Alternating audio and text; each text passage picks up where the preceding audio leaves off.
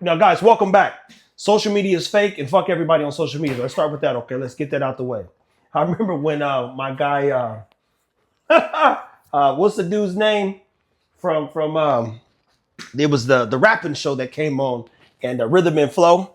When he did that Beans thing, he said, "Let's get this out there. Fuck you and everybody." I was like, "Oh wow, he's going in. That brother is a murderer, though." Now, a couple things we want to get into because unfortunately, I live on social media and it's a necessary evil and it's a means to an end. But if you don't give it value, then it doesn't get value. But I give it value, but I don't value it. Meaning, I could care less. But I know how impactful and important it is. That being said, come on over here, brother. We're going to talk about insecurities and lack of confidence and what social media can do to a person. Now, when was the first time social media affected you emotionally and mentally? It was actually when I had that one post of Nolan where we were talking about bloat, and that went viral for the first time. Yeah. And yeah. that was the first time I actually ever got kind of insecure because the comments were just going off, and you feel your phone vibrating nonstop all day, and just people just going back and forth and just talking a bunch of shit at the end of the day.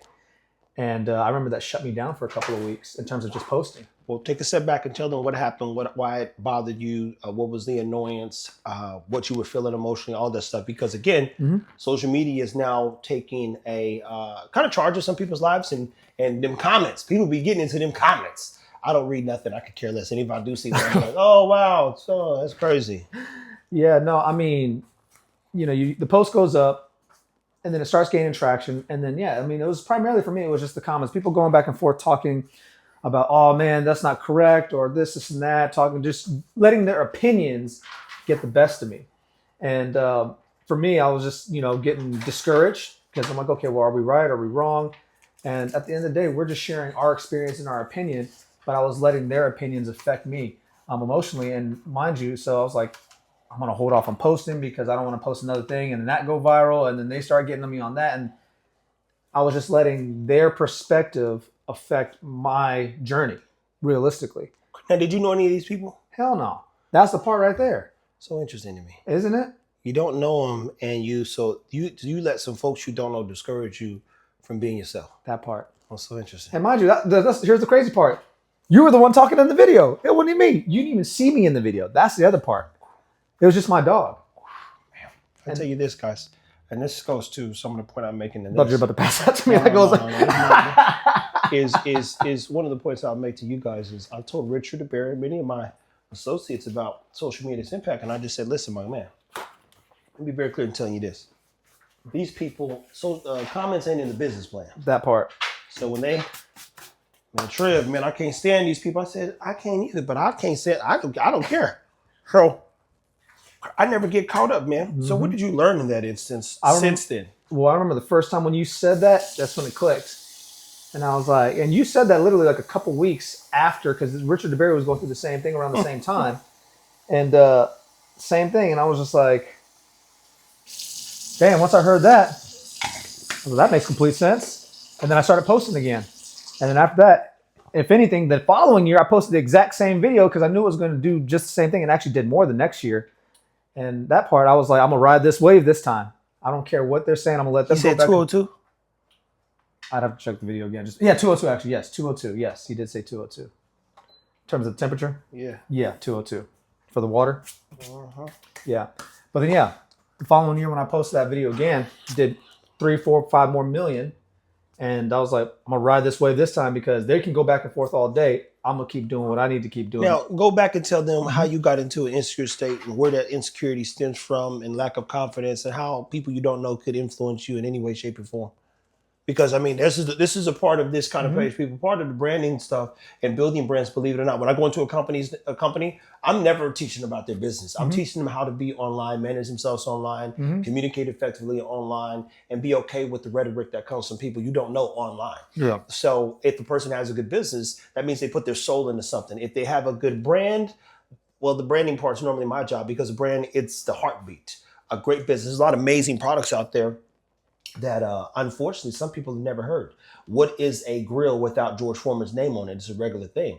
They gave him a couple grills. His wife used one and said, man, this one really works. And it did. Once he put George Foreman on, that Joker made $100 million. So there are people out there constantly creating amazing stuff. Unfortunately, never gets heard of because it takes a lot of money, time, energy, and effort to brand. So when I go in, keep in mind, this is stuff I know on the business side, but then I go, I got to assess a person's confidence, their overthinking, all this other stuff. I'm like, dude, I can't deal with this. Being too meticulous. So where does all that stuff stem from that'll keep you, I guess, kind of stifled in terms of growth? I mean, it's a combination of a few different things. And I know one of the things that I've talked about at times is, epigenetics. Where I come from in terms of the reservation from, in terms of being half Native American. I didn't realize it until after him and I had that conversation, and I went back for a family reunion, and then I saw it live in real time how insecure, unsure, everyone, you ask them to do something or, just out of their comfort zone, they're like, oh, no. They start bowing their head like, no, I'm asking nothing. Like, I'm like, yo, it's crazy.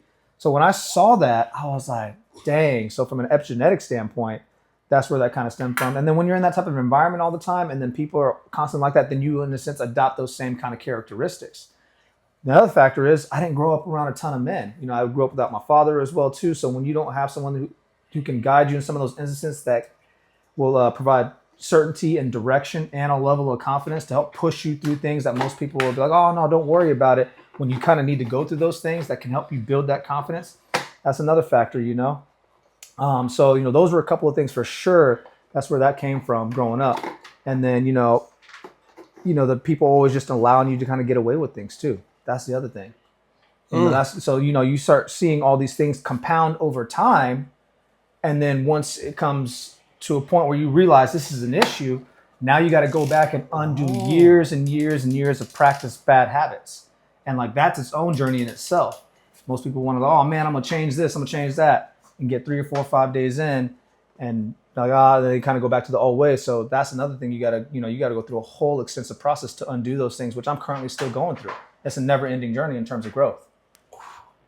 So what would you tell to those people who struggle or potentially don't have people that are not so weak-minded around them? And guys, this isn't me calling them names. There's a lot of men out there who struggle and are weak-minded, unfortunately. And the truth is, well, the truth is just the truth. But I literally do not care. There's nothing. I post a lot of stuff, and it tends to get people going. And that ain't even my intent. I just don't care. Yeah. So when they go like this, I'm like, oh man, it's good. They're doing their job. I need to exist because some people need to hate somebody. Yeah. And I'm okay with being hated. Matter of fact, I started with the purposes of being hated. I intended on not being liked. And unfortunately, there's a lot of people like, man, I really like this. Like, what's wrong with these people? Yeah. But it's the truth. And I think when you start something, or if you get on social media to be popular or, be a star, get famous, y'all got our things, so be it, good luck. In my world, I'm like, bro, I don't want to be famous. I don't want to be known, but I want to make sure the information exists and that people can be better in whatever regard, whatever that looks like. So, what's your best advice to those weak-minded individuals who are struggling, by way of social media? Because I think social media is going to attribute or contribute to more people.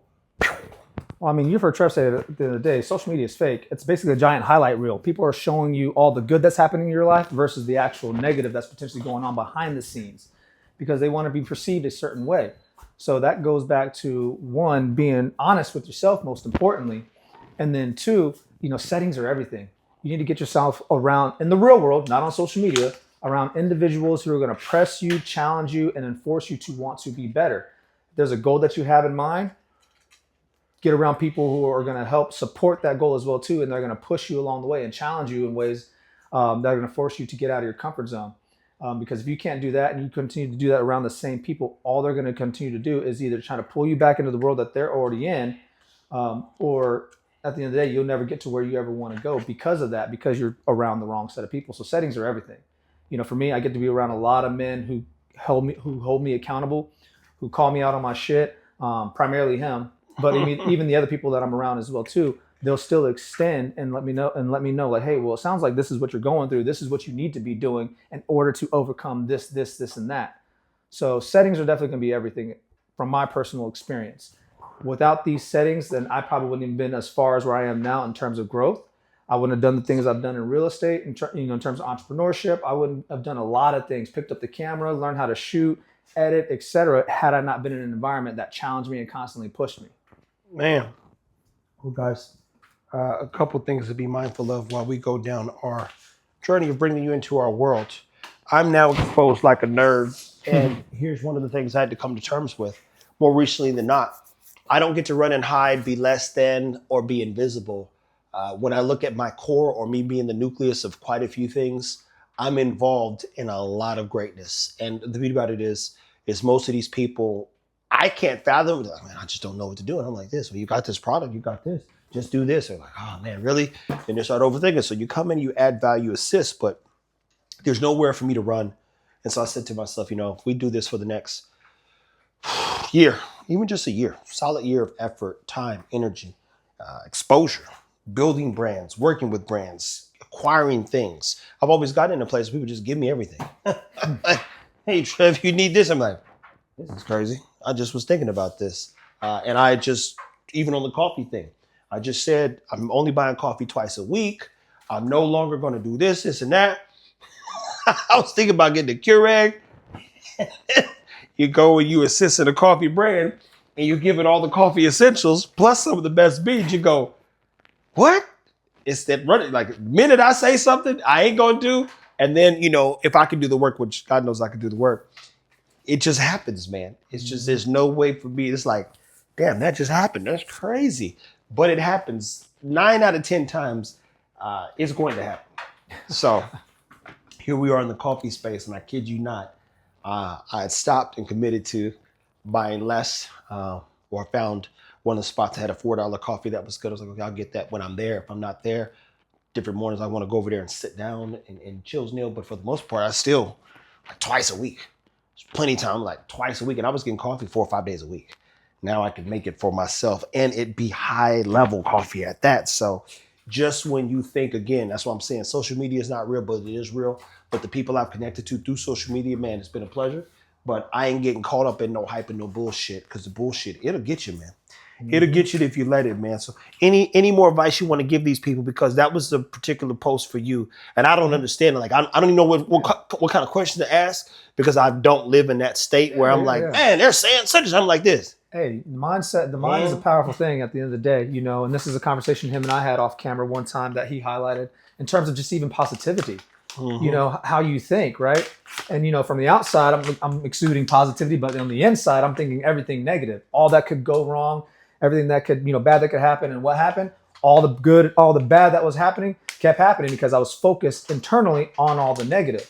And then when he said that, I started going on this rabbit hole about just like, reframing, how I think, expressing gratitude for all the little things, because you start looking like, is my life really that bad? No, it really is not. There's people in way worse situations. So belief, and then you go back to how he's talking about, oh man, I've watched it now for years, him put things out there into the universe, just him saying it. He's like, oh, I want this to happen. I want this to happen. I want this to happen. And then just leave it alone. And then what happens? All these things start happening. And I didn't even say I wanted no coffee thing. I thought about whiskey. Whiskey led to coffee. Coffee's leading to more whiskey. Mm-hmm. Whiskey's connecting more dots. Bumping into Jimmy G's, booze and food. Yep. I said I'm gonna build a whiskey brand. Technically, I helped build a whiskey brand, and that right there, it's like, man. And now we're going to build our own version of one as well. But what you think you are. Yeah. And I always think the best of myself, the most of myself. And I don't let nobody's noise get it. It's just like, hey, Trent. I'm like, oh, that's too bad, man. Yep. Okay. I don't lose I already don't sleep. I don't lose no sleep with no funky ass people. That's for damn sure. Yeah. Anything else that you want them to know about, this is the struggle and stuff. Like, I don't know. You got to get better at bridging the gap and telling the stories and where you was at and what mentally was going on and why these people in these comments, or even why read the comments. Like, I don't know how to read the comments. I mean, most people do, to be clear. I understand like this. Man, well, Trevor, you see the comments? I'm like, I'm not gonna lie, man. So at first, yes, it was discouraging. Now more so, it's actually kind of entertaining, just to kind of see how other people are thinking and them not understanding the whole story. At first, it was discouraging though, and that's only because when you're not focused on what the real mission is or what the real goal is, and you're too worried about what other people think, that's the only reason why I got discouraged, because I wasn't focused on the end goal. I was just focused on what was happening on real life in real time. And that's where and tell them what is the end goal. Because my end goal. I said, hey, I think we're going to do $5.7 billion exiting a few things. And if I'm talking to a simple-minded individual commenting on my shit, they ain't doing enough work. Yeah. And so I'm like, they literally don't matter. And that's the part right there. I mean, that's ultimately the end goal. Like, how do we get here? And how can I help assist in that? And mind you, I'm worried about what these people are doing, but they're not even in my position, nor do they get to see everything that's happening behind the scenes. They have no idea what's really going on behind the scenes. They think, oh man, you guys are just training and breeding dogs. But it is so much bigger than that. And so that's where it's like, you have to learn how to separate the two. Like, okay, yeah, they're going to have their opinions, but they don't really know what's going on. So when you're focused on the mission at hand, whatever it is that you want to accomplish, nothing else can actually stop you. And so that's where you have to focus on what the end goal is and not worry about what's happening by way of others. Because at the end of the day, if they have time to comment on something and share their opinion like that, they're probably not doing nothing 9 times out of 10. So yeah, and I would concur 100% there. Yeah. And that being said, even thinking about what they're not doing is a distraction. Yeah. So when you go, I'm like, but they can't call my phone. Like, it's a message I seen a second ago. Hey man, I'd love to talk to you. I'm like, I ain't even messing with it. Like, bro, it just don't work that way. Yeah. So all I did is I just started shifting my mindset even on that. When they want to, when I have a post that starts going and they start commenting, going back and forth, I'm like, yo, I'm grateful for the fact that these people have all the time in the world to comment on this post, because it is running up the bag at the end of the day. It keeps running up the views. It keeps creating more engagement. And if anything, that's helping us versus it helping them. So 100%, guys. Yeah. Well, I would tell you, I think there's more conversations coming. Jamarcus is a person that I know, like many, struggle with outside noise until you don't. And again, shout out to the Barry. He gets annoyed and gets off. And then, you know, I know some people who get really perturbed by people online. And I'm just like, dude, I don't even want to know none of these people. Yeah. So like, if I don't want to know you and don't want to talk to you, and I don't like my phone ringing, I just don't like people. You know, and at the same time, I love people to death. So I love the people that work and the ones that do the things and they show up. And I love the community that I'm building, but I don't like people. I don't want to like people. I don't want to get to know most people. I've got no interest in that. If you don't add value, we're probably going to have nothing in common, and good luck. Plus, I just don't have the time, man. A lot of people got time for that. I don't, gosh. He said, I just looked at my watch. I'm like, bro, I ain't got no time today. Nope. I ain't crossing no lines today. I ain't doing none of that stuff. I'm literally going to mind my business today, because that's the best thing that I could do is tend to my business, man. So, guys, if you are getting hate, any type of what is perceived jealousy or rage, or just people being full of rhetoric, nonsense, let it go, man. Yep. That's they dealing with something else. But I promise you, I ain't tuned in. I tuned out a long time ago, man. I mean, I was so tuned out. The thing I told you, Mark, I said, keep the camera on me. I can take it. Yeah. That's what I told them all in the beginning. Like, He sure did. I mean, he literally said that verbatim. He was like, yo, just keep the camera on me. I'll do the rest. all All right. I already know I can take it because I don't give a shit. There's no situation where one day I wake up and so said such about you, or they use this video and say, I'm like, oh, good for them. I don't care. I'm not calling them. I'm not going to look for them. I'm not doing no review video, no opinion video. I'm not doing no reactive video. I'm like, good for them.